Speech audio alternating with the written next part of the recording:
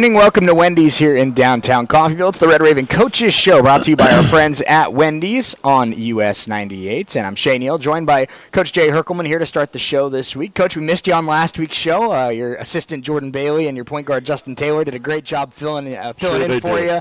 But great to talk to you, and obviously great to talk to you after a big win over your rival. Yeah, I'm sure those guys did a great job filling in for me. I just had a previous engagement since we changed nights last week. Yep. We were on Wednesday. And it feels good to be in here after the good win last night. No doubt about it. Coach, let's start off with that game against Independence. And I want to start off with I talked to Coach Bailey about it last night. Obviously, we'll break down the game and what your team did well in that last 10 minutes. But I was really impressed with. We've talked at times this year about the crowds at Nellis Hall, and you've said on multiple occasions you think you got the best fans in the conference, the best fans in junior college basketball, and to see the number of Red Raven fans. I know it's only a 20-minute drive, Coach, but to see the number of Red Raven fans that packed the field house last night and that were making noise, and I think played a large role in this team staying, taking every punch that ICC threw in that first 30 minutes and really willing them in the end. I think as crazy as it sounds on the road, it was the visiting crowd that maybe won the game. Yeah, the visiting crowd was the loudest one at the end, that's for sure. We had a great student body go across, make the trip up to Indy. They sat right across from our bench and made a lot of noise for us, and that definitely helps your team. When you're on the road, it's always hard, but when you got fans there, and then we had our fans behind our bench also, and so we had a nice representation of Raven fans there last night. No doubt about it. And I think, we talk about how we've talked about this team's maturity and this team's toughness and their togetherness at times this year, but I think it's becoming a theme now that this team really, something you can't coach is a player's instincts in big moments. And we've seen in the game against Hutchinson, where it was tied with 5 minutes to go and your team pulls out the win on the road. In the game against Butler, where it was tied with about 4 or 5 minutes to go, your team goes on a 9-0 run to snatch that one. On the road against Garden City, you make big shots in the final minutes. Against Independence, you storm back and win at Nellis Hall. You hit a game-winning shot to beat Seward County. Coach, this team is building an identity as a team that plays their best basketball when the game is on the line. And that's something that I know there's a lot of good teams in this league. There's a lot of good teams around the nation, but every single championship team there's ever been, from Division I down to 1A, 8-man high school basketball, you got to have that instinct when the game's on the line to go out there and make plays. Yeah, no question. And we learned that early on at the non-conference schedule that we played a tough schedule, played Moberly, lost a close one, there, played NEO and lost a close one there. And we just had to start figuring out how to win those close ones. And, we spent time on it in practice and just also me learning these guys, what they can do, what they can't do, what they're comfortable with, putting them in good situations where they can go make the plays. But, then a lot of it just comes down to guys being good basketball players. No doubt. Brian Griffin last night just, being aggressive in the second half, not settling for outside jump shots, just attacking the basket and making plays, because of that, getting fouled and making free throws, throwing lobs to Rashid. And, it just comes down a lot of times to your players having the confidence to go make the plays. No doubt about it. And you mentioned Brian, and, of course, he's obviously a difficult matchup defensively because of his skill set, but I think even more so it showed in that final minutes of last night, because I think he's kind of built a reputation in this league as one of the best finishers around the rim for a guard. He's got a great feel for finishing around the basket, a great little touch. He had a couple floaters last night that were pretty tough shots, and I think Independence, we saw on multiple occasions them kind of collapse down expecting him to shoot or put up a shot, and he ends up kicking it out to Konstantin Popovich, who had one of his best games of the year last night, hit some huge shots to help pull your team in front. Yeah, Brian, he's got the experience from doing that stuff last year. He's really playing well. Just the confidence that he has. He knows that I got confidence in him, so that helps him a lot on the floor. And then his decision-making, for the most part, is really good. Yeah, finding KP last night, he hit 4 threes. It's good.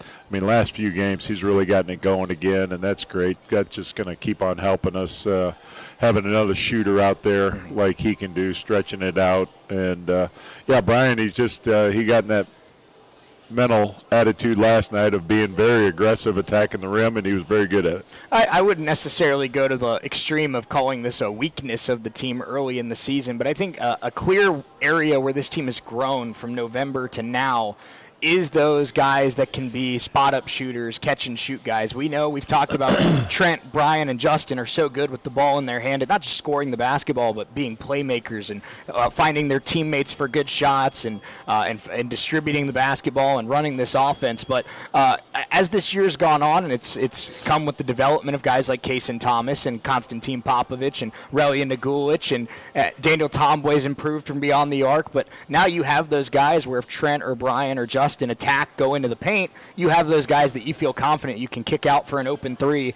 and they can hit that shot, which maybe back in November that was more of a question mark. Well, and again, it comes to being comfortable. They know what we're doing now. We don't put a lot of new stuff in. We tweak stuff per game, how people are going to guard us like we did last night. We knew how they were going to guard some certain ball screens, and we took advantage of that. But guys like KP and Kason and those guys that you mentioned, they're just comfortable now. And when you're comfortable, you're a better basketball player because you're not having to think. You're just reacting. And KP, he got sick for a while after the Christmas break, and then he was just kind of working his way back in. Didn't play for a few games, and now he's back, and it's nice having him back there hitting shots like that. No question about it. It's the Red Raven Coaches Show live here from Wendy's, downtown Coffeyville. They will be here until 7 o'clock. Coach Turner on a recruiting trip tonight, so we'll be joined by his assistant coach, Zariah Songo, and forward Alexis Parker coming up at 6:30. Coach, maybe not the player you anticipated me wanting to talk about early in the show tonight, but I want to talk about Relya Nagulic because I think the role he played last night was a very important one, where obviously early in the game, your team was in a whole lot of trouble, it seemed, with foul trouble for your bigs. Rasheed picked up 2, Charles picked up 2, and Relya had 3. And it almost, and correct me if I'm wrong, but it seemed like you kind of reached the decision of Relya, go out there and don't pick up that 4th because we need to make sure these other 2 can play in the second half. And, Coach, he led your team in scoring in that first half. Thought he played really good defense while playing with 3 fouls and gave you some really good minutes in that first half. I know he ended up fouling out with 9 minutes to go, but I think he's a big reason why Rasheed was able to make the impact he was down the stretch. No question. We had some unfortunate fouls, I'll just say it that way, against Rasheed and Charles. I mean, they were ones that kind of irritated me, but we were in that situation, and when you're in that situation, you gotta go with it. And LJ, he's played the 5 for us a little bit. He and Daniel play together, but he was playing extended minutes with 3 fouls, and I was. When he got his 3rd one, I was prepared to put Charles back in.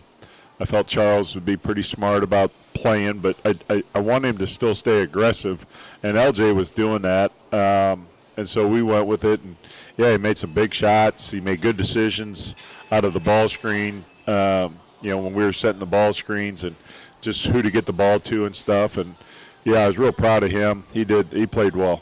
No doubt about it. Coach, we've talked about your defense. It's been a good one all year, top 5 in this league. I know it's been top 3 for a while as well.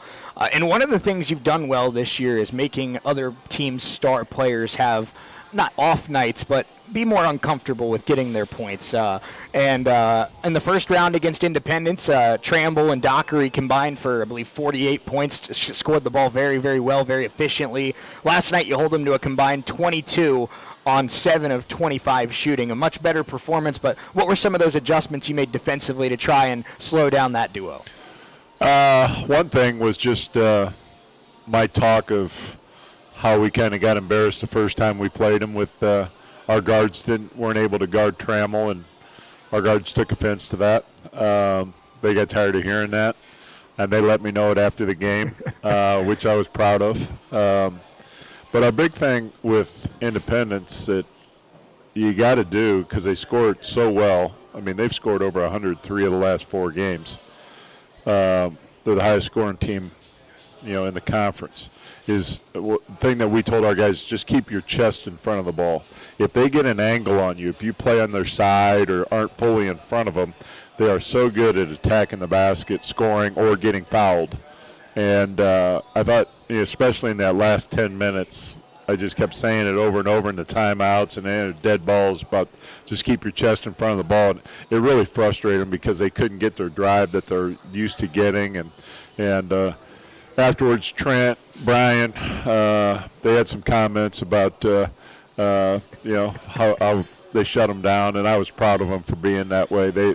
I'm glad because that's what it's going to take. Having that kind of mental attitude going into games, that's what it's going to take. Well, and you said that early in the season, Coach, about this group is that they don't take anything personally, and that they like the idea of being challenged and their game being tested and being put in those situations of, all right, I'm going to throw you in the deep end. Will you tread water or will you sink? Yep. And it seems like this team, whether it be hitting a key shot in a game or getting a key stop or coming up with a big play, they really embrace that they want that chance. They want that opportunity, and that's something that, like you said, you got to have if you're going to be a conference champion or a region champion or a national champion. Yeah, the first time we played him, Trent didn't play.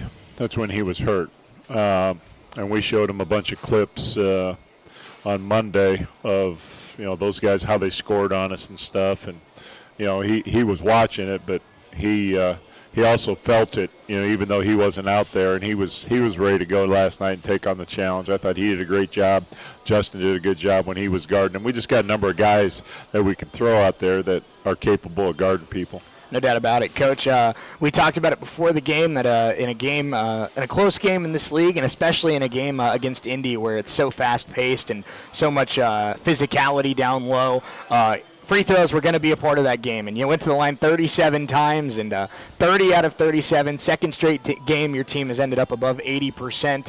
And with Hutchinson around the corner, with a Garden City team that's playing really well around the corner, Butler around the corner, Cali, close games are coming. And to see the team improve at the free throw line's got to be a good feeling. Yeah, for sure. It's a point of emphasis every day in practice. And going into that game, I said, hey, we're going to be on that line a lot. We got to be able to make them. And we put our guys in pressure situations in practice leading up to it, and just, remind them constantly and take their reps seriously. When practice is over, they got to make so many free throws before they leave. But don't just shoot them. Be focused on your shot because they're going to be pretty important when the game comes around. No doubt about it. Coach, we talked a couple times this year about your team, for the most part, has done a very good job of protecting the basketball. There's been a couple exceptions where turnovers have loomed their head, but for the most part, a team that's good at taking care of the basketball. And I looked at the box score last night, 19 assists, only 4 turnovers, and that's going to be a nightmare for almost any defense. I don't care who it is. I don't care how they play. If you only turn the ball over 4 times,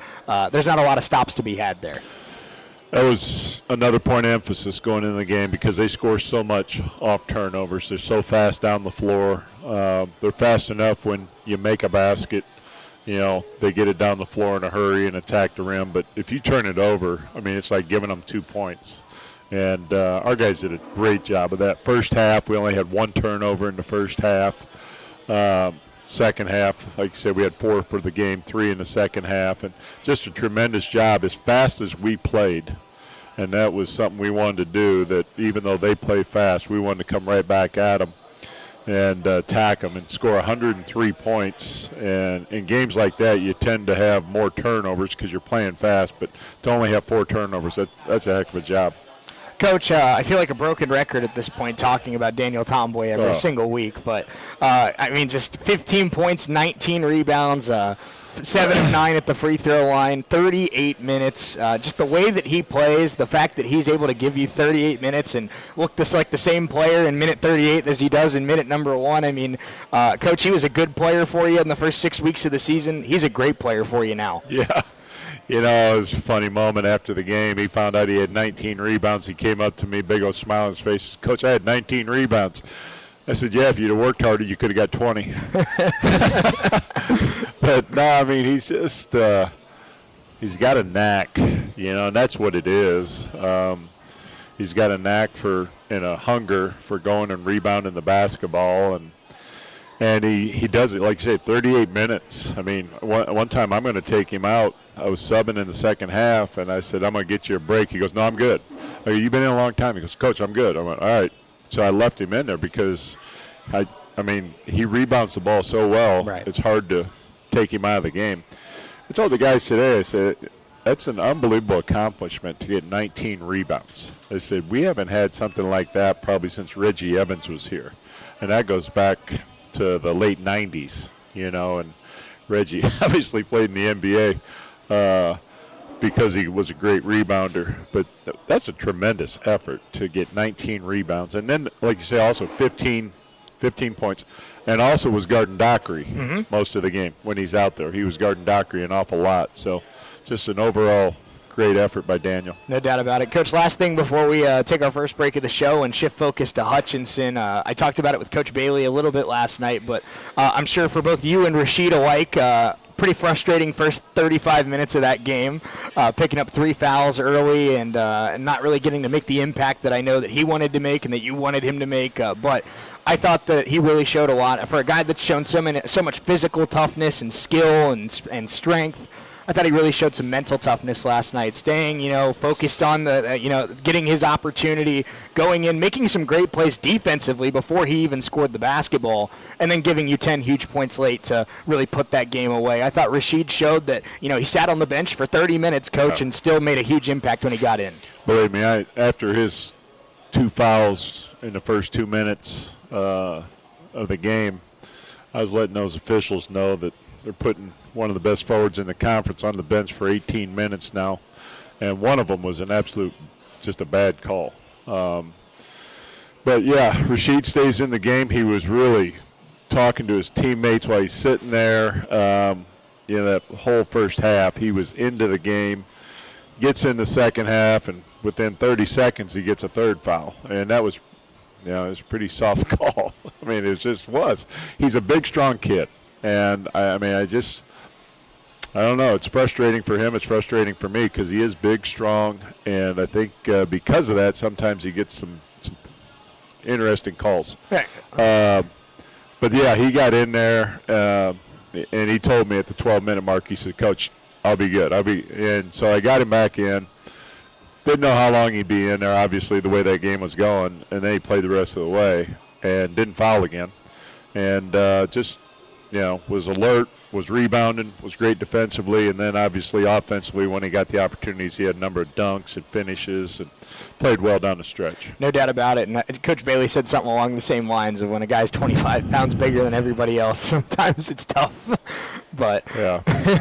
Ravens 17-4 on the season, and Coach, I know you were focused on your game and your job at hand, but also some scoreboard watching. Cali goes down to Dodge City, and I know they still have the tiebreaker, but now your team officially back into a tie for that top spot in the Jayhawk, and still a lot of business to take care of, but a little bit of help there from your friends out in Western Kansas. Yeah, it was good to see after the game. Surprised me a little bit. Not that they got beat. I mean, Dodge is good at Dodge, but the score was what surprised me a little bit. 100-75. It's not like Cali to give up that kind of that number of points. So, yeah, but definitely got us back into the top spot, and we'll see what happens from here on out. Ravens will be back at Nellis next week. They started off with Hutchinson. Let's talk a little bit about the Blue Dragons. Let's take a 90-second timeout. When we come back, we shift focus to Hutchinson. Listening to the Red Raven Coaches Show live from Wendy's here on US 98 and the Red Raven Sports Network.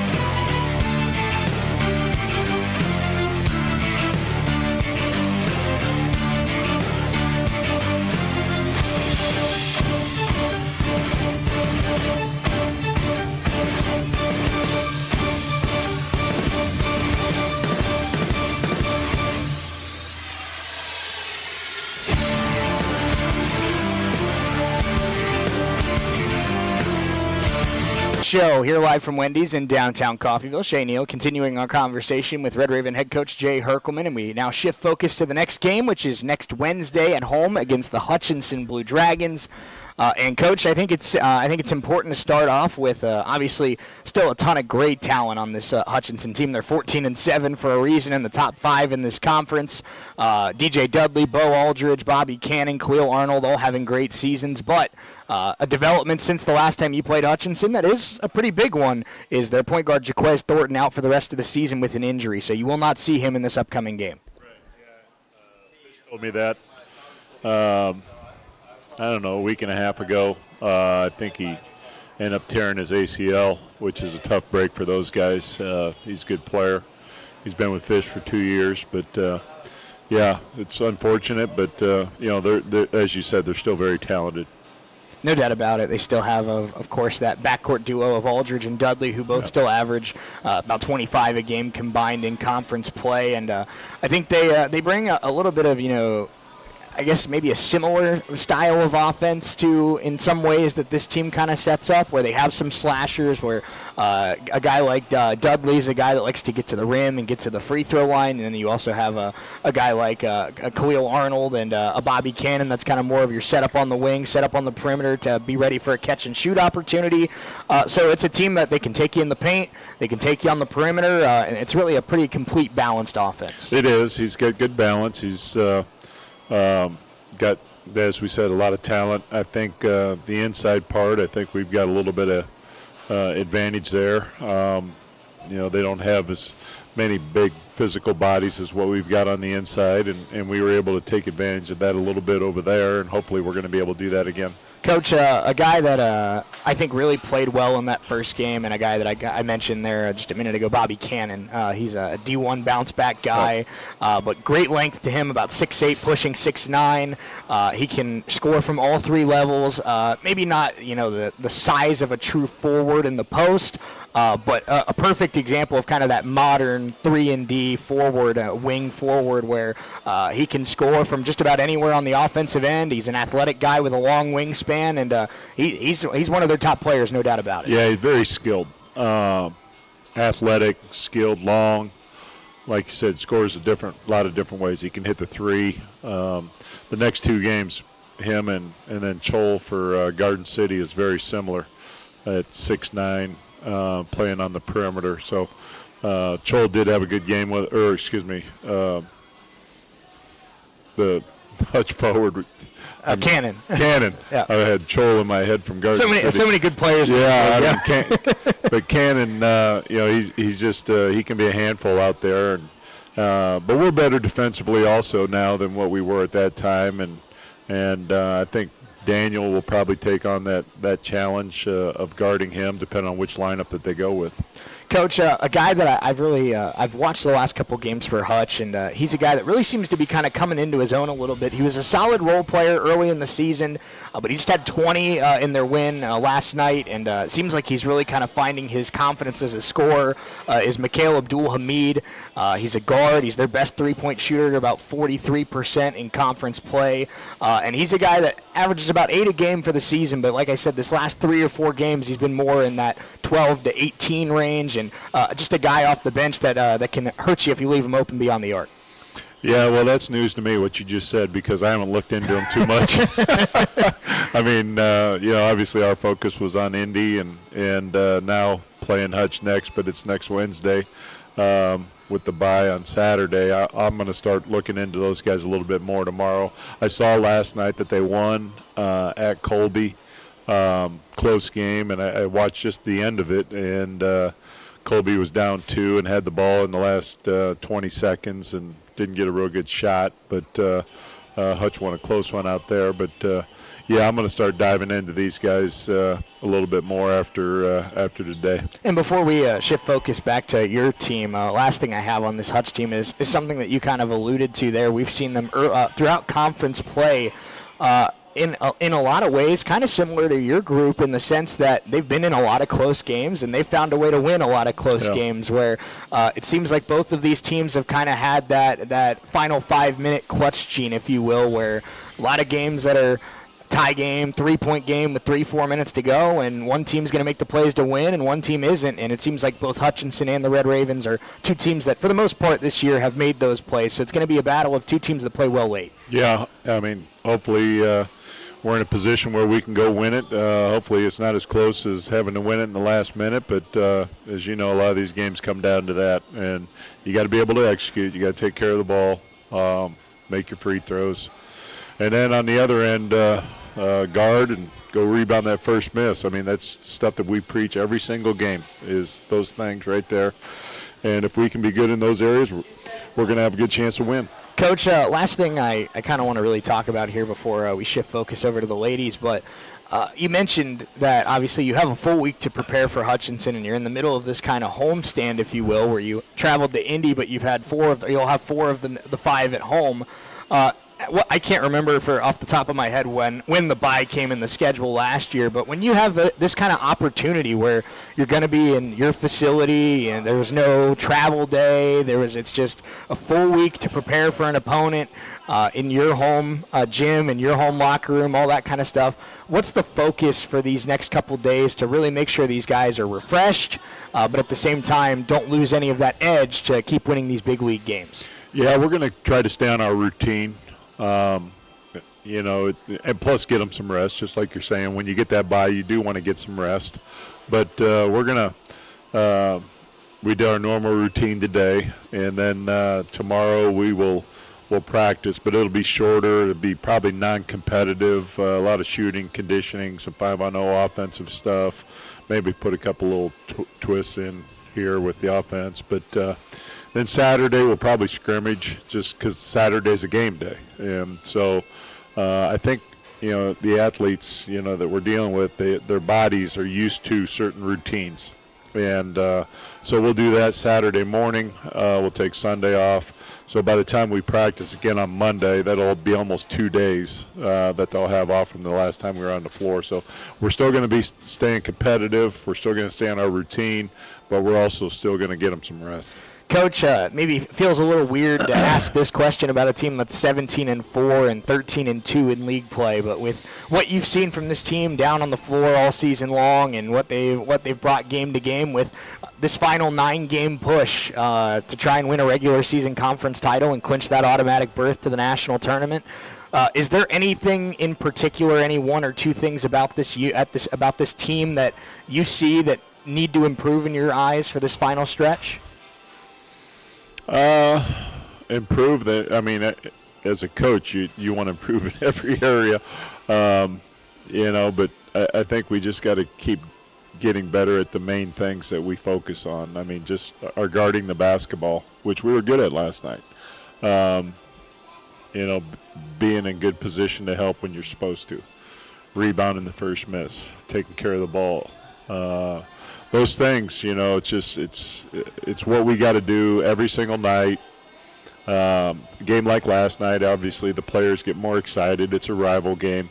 But for the most part, you got to be just kind of an even-keeled team, and it's the next game because there's so many. And if you can just have those main things that you focus on that are going to lead to success, if you do them well, then they can relate to that. And they understand what those things are for us now. And they're getting really good at them. No doubt about it. Red Ravens 17-4 and 13-2 in league play, tied with the Cali Tigers at the top of the Jayhawk Conference. They'll be back in action against Hutchinson on Wednesday night at Nellis Hall. Coach Jay Herkelman, good enough to join us. Coach, thank you so much as always. We'll shift focus to the Lady Ravens. Let's take a 90-second timeout. When we come back, assistant coach Zariah Songo and Alexis Parker join us here on the Red Raven Coaches Show, live from Wendy's in downtown Coffeyville. We're back in 90 seconds here on US 98 and the Red Raven Sports Network.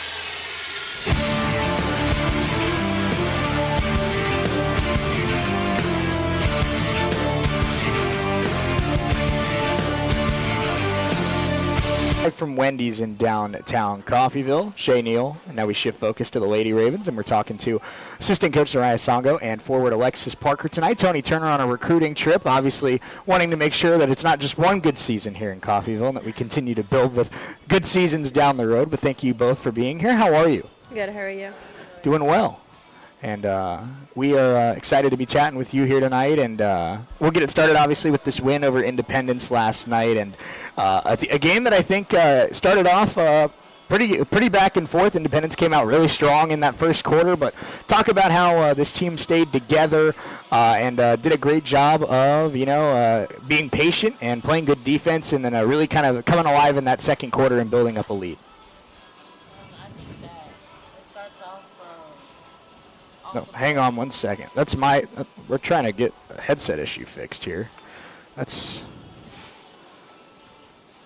Alexis, do you want to talk about the game last night while I get this headset fixed? Yeah, he told us that they were coming from the start. Their win over, who they play? Pratt. Yeah, it was a very big win. So he told us they were coming from the start. We knew it. We were getting ourselves into, and pretty much it. All right. Well, I don't know what I should be hooked up like normal. I might have Andrew come look at this. I don't know if he'll know, but we're trying to figure this out because that's 4-4, right? So we should be good there. I don't know. We can try. We can try. We're gonna do some live adjusting here on the Red Raven Coaches Show. This is fun, isn't it? How about this? Let's see if this does anything for anybody. How's that? Is that better? Can you hear me? Yeah, we got you now. Can you both still hear me? Yeah. Excellent. All right, we're good to go. That's why Andrew is the man who makes all the executive decisions. That's right. He just comes over here and all of a sudden it's magically working. Well, let's get back to again Independence. I thought came out really strong, shot the ball well, and especially from beyond the arc. But what did you see from your team in terms of staying composed in a hostile environment and really playing strong defense and getting out to that lead in the second quarter? I think that Coach Turner has been trying to preach to the ladies that coming out strong from the gate is really important. And I think that a lot of people underestimate Independence, and I think their head coach is doing a really good job even through all their adversity. So I feel like once we just kept our composure and made it through that first quarter, and they kind of don't have that much of a bench, so that we were able to push through, and our game plan was just to run them and make them run with us, and we executed. I think all in all, obviously the box score doesn't tell the whole story, but looking at this team, and obviously been one of the best defenses in the Jayhawk all season long, but when you finish with a shooting line of 45% from the floor, 30% from three, 82% from the line, with the way that this team plays defense and the way that this team competes on that end of the floor, if you can find those shooting numbers on a game-to-game basis, that's a pretty good place to be on the offensive end of the floor. I think that we always preach that defense feeds offense, and so that when we focus on the little things and the details, that the offense just comes along. And I think that the defensive effort from the ladies were fantastic, and then the way that it translates over to offense is great. And we've also been trying to make sure that they've been staying consistent with getting their shots up, and he's been emphasizing free throw percentages and just all the small details. Alexis, we'll shift focus to you. And Independence has obviously a few more players than they did in this first matchup, but I think that obviously they have some forwards that have some skill and have some size. But all in all, I think in most games, this team feels like they have the advantage inside. But what did you see from Independence, how they were lining up defensively that allowed for you and Aubrey and Karis to try and get established down low in the paint? Them staying behind us, and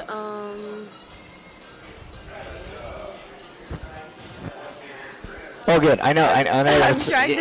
It's all good. I mean, we're putting you on the spot here. We know that again that we're faster than them, so our thing was to run and run and run, get them tired, so we can get layups, and really just work. We know Aubrey knows what to do, Karis knows what to do, I know what to do. We all know our skill sets, and he wants us to do our skill sets. And I just think that's what we did. Great stuff. Can I get you to move that microphone a little bit closer? There you go. Perfect. That's perfect. But again, we talked about Karis, and she's a player that missed a game with an illness. I know Hallie missed last night, being a little under the weather as well. But I want to talk about, because something that I said, and I'll get Coach's thoughts on this here in a second, but Karis, just what she brings to the floor in terms of her aggression, in terms of her ability to get to the free throw line. As somebody that's out there with Karis all the time, I think the team did a great job of handling their business without Karis out there. But what does a player like Karis Washington bring to this offensive unit and make life easier for everybody else? Oh, she makes a lot of things easier. Like, we definitely felt her presence. It was like gone. Like, rebounding, scoring, running the floor. Like, she could play a post, but if there's a post, like a bigger post on her, she's putting you to work on the outside. Driving, what else? There's a lot of things I can say about Karis, man.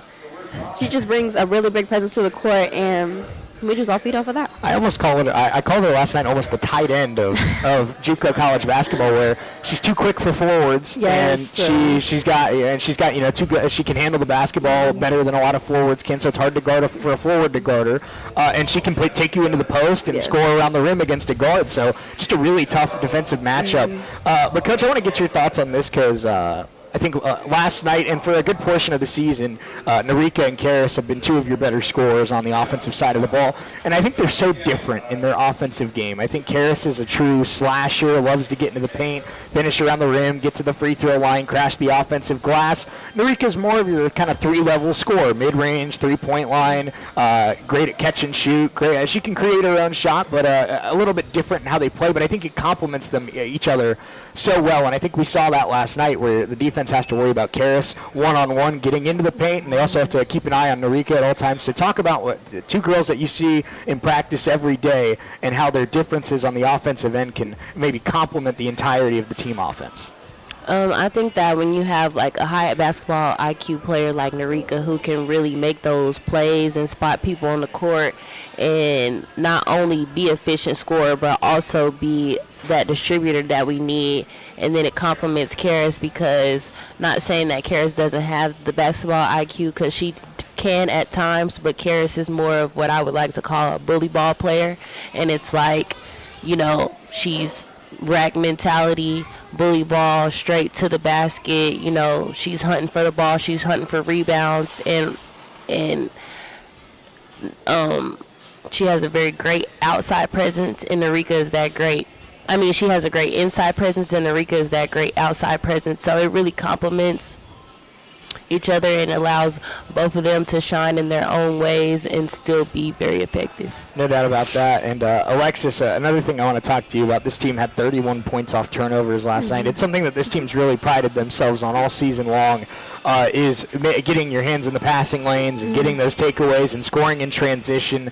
But your team, I believe it was, I don't have the full number in front of me, but I believe it was a 19-2 run or something along those lines in that second quarter to really open it up. A lot of takeaways in that stretch and scores in transition. But being a player out there and being a player on the floor, on the bench, during a run like that and during a sequence like that, what can those takeaways and layups in transition and transition threes and stuff like that, what is that feeling like down there on the court, where all of a sudden a tie game or a 2-point lead can turn into a 12-point lead just off of sheer momentum? It feels really good knowing that we can have players that can just take the lead from really small to really big. It feels really great.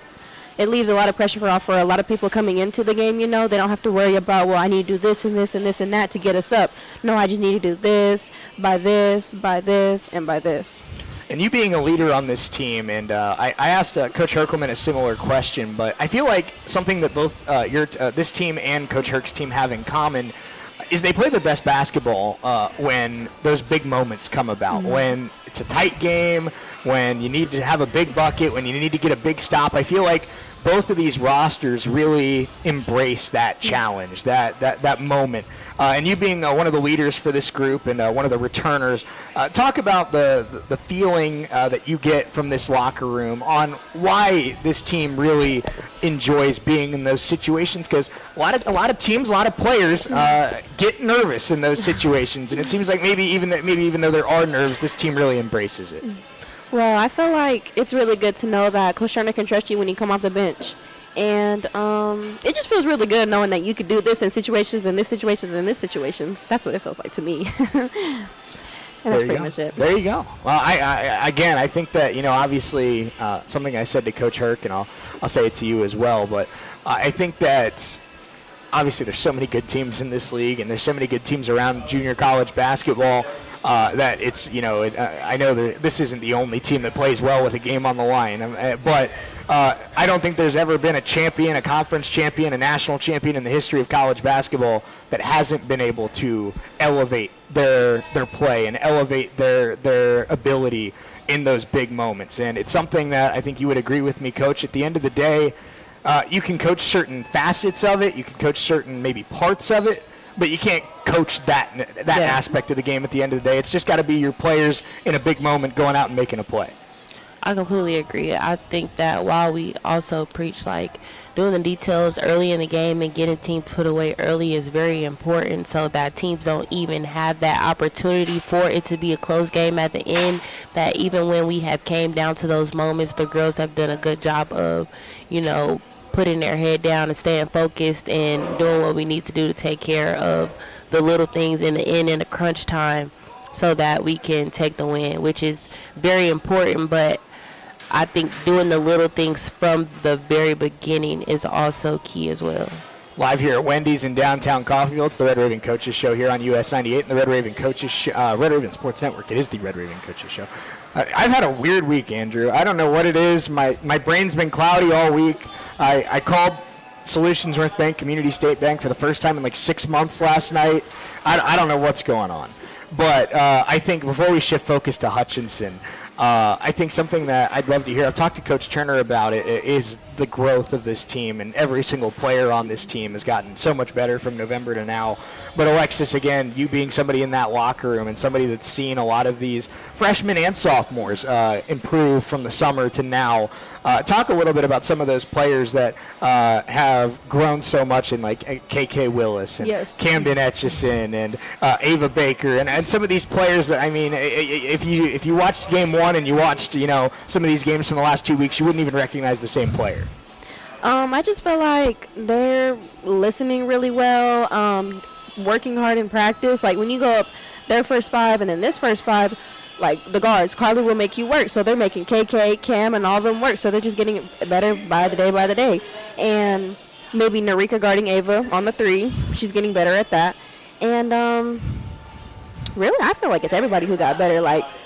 Again, if you would have watched us from the start and watched from now, you would never think that's who they are right now. No doubt. And I think you hit the nail on the head where it's something that I know Brian Griffith and Justin Taylor talked about on the men's side as well. But when you have a team full of talented players and full of players that can go out and get a basket and make a stop, and having those matchups like you said, where KK is guarding Carly in practice, and Narika and Karis, I'm sure have their matchups in practice, and so it's it really for a group of competitive players kind of fuels that fire, and it makes everybody want to be the best version of themselves. And in a couple months, all of a sudden, a team can go from a team with a ton of talent and a lot of question marks to a team that's fighting for a conference championship. Absolutely. Great stuff. Red Raven Coaches Show. Let's take a quick 90-second timeout. When we come back, we're going to talk about the matchup with Hutchinson coming up next week as the Lady Ravens look to protect Nellis Hall and hand the Blue Dragons their second loss of the season. We're back in a minute and a half here on US 98 and the Red Raven Sports Network.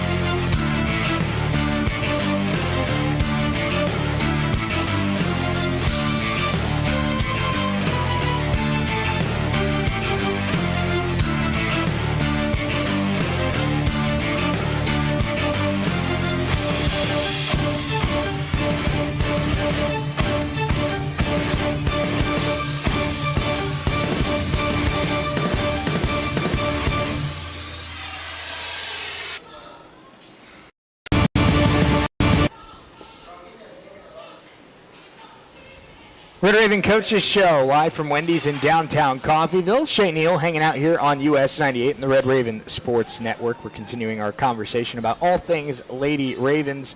We're talking to Zariah Songo, assistant coach, and forward Alexis Parker. And Coach Turner will be back with us next week. He's on a little bit of a recruiting trip this week and looking to add to the Red Raven family. And look forward to hearing a little bit about that maybe in the off season. But this is a great time to remind you about the 2-for-7 deal here at Wendy's right now, where you can get some great items such as a spicy chicken sandwich, a 10-piece nugget, a Dave's single, any 2 items for $7. I know Andrew likes his 10-piece nuggets. I know he's probably thinking about that over there right now as we speak.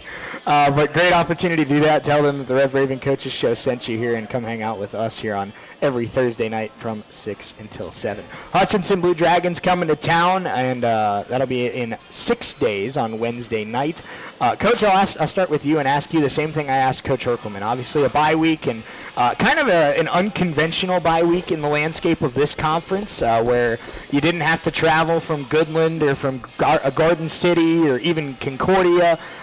You drove 20 minutes, you were home, and now you get a full week in your home facility, your home gym, home practices, staying in the dorm, stuff like that to get ready for a team. So what's going to be the balance in these next 4 or 5 days of getting your players some rest and getting them refreshed, but also obviously keeping them locked in and getting them ready for a very tough Hutchinson team? I think that as in the grand scheme of how we want things to work out, I feel like last time we played Hutch, we were coming off a little bit of a break, and, you know, we hadn't had any games in between then, and so we came out a little flat and had a great performance in the second half, but just didn't have that performance that we wanted to in the first half to pull things out. And so this time around, I think he wants to give the girls about a day and a half off and then get the rest of their bodies, and then we're right back to the grind so that we can stay fresh and be ready to take them on Wednesday. Great stuff. And I think I'll ask this to Alexis, because you're absolutely right. I think in the second half you outscored the Dragons by 9 points. I think showed from a talent perspective and from a skill perspective that there's not a drop off between those two programs. But Alexis, for somebody that, you know, like Coach alluded to, it was a little bit of a slow start because it was a kind of a weird week where you had the Thanksgiving break, and then but coming out in that second half and playing really well and executing the game plan well, playing good defense and seeing what this team can do against Hutchinson and against good teams in this league. We saw it with Dodge City as well. What is the message to the players and amongst the players of we can hang with this team, we can hang with any team, and we have to be ready to go for 4 full quarters?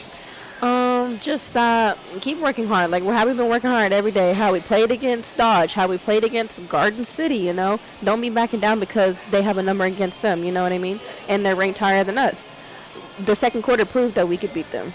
It definitely proved that we can beat them. We just had to execute for the whole quarter, and I think the next game, I think we will execute for the whole 4 quarters. I completely agree, and I'll ask you a follow-up question. Obviously, we talk to Coach Turner and Coach Herkelman all the time about the crowds at Nellis Hall and the energy that they bring on a nightly basis. I've never seen a student section get thrown out of a game before. I don't know if I'll ever see that again, but it's a student section that brings the energy. It's a fan base that packs Nellis almost every single night. And now getting, there's no sugarcoating it. Hutchinson's very good. They're the defending national champions. They've lost 1 game this year. But getting them to come to Nellis and, kind of in your house, in your backyard, with your fans, booing them instead of the other way around, I think that, that's another advantage potentially for this team. It is a big advantage. Just helping us. It gives us more momentum. Like when Narika, Carly, Hallie, Ava shoots a 3, everybody's just cheering for them. Come back on defense, we can get a stop. And come back and hit another 3 or a layup, and then they're going even crazier. Louder and louder. Yes. Absolutely. Take me back really quick to that Dodge City game, because I think that's the perfect example. I wasn't there. You weren't there? I was in my room, but I could tell you how I felt. Well, maybe your sister told you how she felt, because I know she was feeling crazy. But I think that was kind of the ultimate culmination of, we've talked about I think Raven fans have done a great job all year. I don't think, maybe with the exception of the winter break, there have not been many game days where the fans haven't been out in full support. But that Dodge City game, the end of that game when it was back and forth down the stretch, and the student section, they almost got teed up running out on the court. But their hearts were in the right place.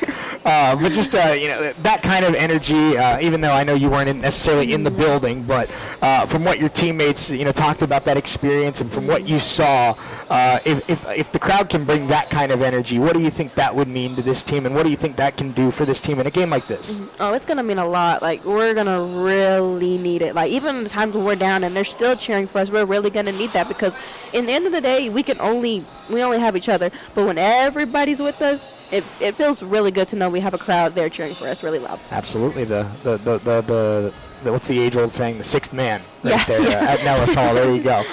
So if you're listening to this right now on US 98 and the Red Raven Sports Network, there you go. Get your tickets. Be at Nellis Hall on Wednesday night. That's a good enough reason as you'll ever hear. They're trying to take down a top 10 team in America, and they need you. And there you go. But, Coach, I'll shift back to you. And obviously with Hutchinson, it's a deep team. It's a well-coached team with Coach Anchez. But they do have one of the best players, not just in this conference, in the nation, and Haley Jackson. She's a player that can score from all over the floor. She's a great rebounder. She's a smart player.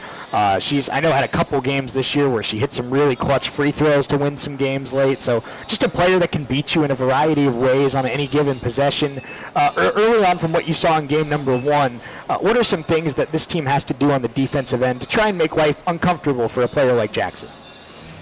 Not only for Haley Jackson, but I think when you have a team with a couple players who are shooting over 30% from the arc, I feel like guarding the perimeter is very important, and making sure that our closeouts, we got a hand up, and forcing them to put the ball on the ground and protecting the basket at the end of the possession. So I think if we can do the little things and stick to our game plan, then play our game and focus on what we normally do. We don't really like to focus too much on the competition.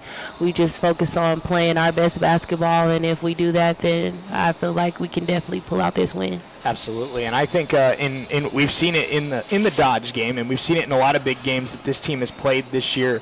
That they've been able to take that defense that's been rated at the top of the conference for most of the season and really apply it to some of this league's elite offenses. You forced, I believe, 19 turnovers against Dodge City in that game, and that was a really big focal point in that performance. And in that game out in Hutchinson, you ended up forcing 19 turnovers. So obviously we talk about something I talked about with Coach Turner. When you're looking at a team that is 20-1, there aren't many weaknesses overall that you can really exploit. But little things like that, where when it's a team that likes to play fast because they have a lot of scores and they want to maximize their possessions, getting those key takeaways and getting 10, 12 points off turnovers, 10, 12 points in transition, that can be a big difference in the landscape of a 40-minute game. Yeah, I think that, like you were saying, just maximizing on those opportunities when we do get stops and do get steals, valuing every single possession and not taking any possession for granted, and staying level-headed and making them work for majority of those 30 seconds, it'd probably be really key to us pulling out, taking care of whatever we need to do. Alexis, I think for this team in the first matchup with Hutch, something that they did do well was defending the post players and the forwards for Hutch. They have some good players and they have some experienced players. They have a transfer in Bryn Catcher. They have a returner in Maddie Dennison, a couple other players that contribute down there as well, Jaden Wilson down there. But not necessarily some of their premier scorers, which are players that are really high IQ, great rebounders, great defenders down in the post. But I thought this team did a good job against them in round 1. What's going to be the key from a forwards perspective on having similar success in round number 2? Like us defending them or them defending us? Both ways. How do you win the matchup? For us defending them, just not getting in foul trouble, doing what Coach Turner says, paying attention to the details. And then for them guarding us, it's just we just got to slow down. Aubrey can do it. Karis can do it. I know I can do it. It's just, are we going to execute? Absolutely. As we put a bow on this one, I appreciate both of you here for stepping in for Coach tonight. But I want to get your thoughts. I'll ask the same question to both of you because I think the answer is going to be different. But I want to get both of your thoughts on this because I know we've seen it from both the ladies and the guys over the last 2 years. This conference breeds big games. The Dodge City game was a big game. The boys' game against Barton was a big game. The boys' game coming up against Cali is a big game. The games against Independence last night were big games. This is a big game. But at the same time, what's the key to using that energy and that emotion that comes with this is one of the best teams in the league. We're one of the best teams in the league. This is two great teams going head-to-head, and really, maximizing that energy because it should feel good. Yeah. But at the same time, not getting too overhyped, getting too, too pressure, too much pressure, stuff like that. Alexis, we'll start with you. Since you've been in some big games, obviously Butler on the road last year, what's the key to finding that balance of being fired up but still also being focused? Coach Turner keeping us humble. He knows that can't be going out, like he always says, trying to get your own. You need to have a feel for the game, not going out doing something you can't do, And that's pretty much it for me. Coach, I'll ask you a very similar question. Obviously, no secret that when two ranked teams go head-to-head and both have a chance at a conference championship, that there's going to be people watching, not just in Hutch and in Coffeyville, but around the league and around all of junior college basketball. So what's going to be the key for I think that these players and this team and this program should be excited that they're playing a game like this in late January, early February. I think that, you have to work very hard and play a lot of good basketball to have a game like this. But at the same time, while enjoying that moment and being fired up for a game like that, not letting it consume you in the moment. I feel like staying level-headed is key. Being confident is key. Staying focused and making sure that through all the jitters and the nervousness, because regardless of big game or not, the nerves come with it, but how you perform and how well you stay focused and calm and collected through those nerves is going to be the difference. Great stuff. Great show tonight. Alexis, Coach, thank you so much for joining us. We appreciate it. Big thanks to Andrew and Amber for their help as always. Weekend off, the bye week here for the Red Ravens, and we'll be back in action for two more games at Nellis next week. Hutchinson on Wednesday, Garden City on Saturday as these teams go for wins number 18 and 19. Big thanks to Scott Maples back in the studio as well. Let's get back to the music. Big thanks to Wendy's as well here for hosting us each and every week. Let's get back to the music here on US 98.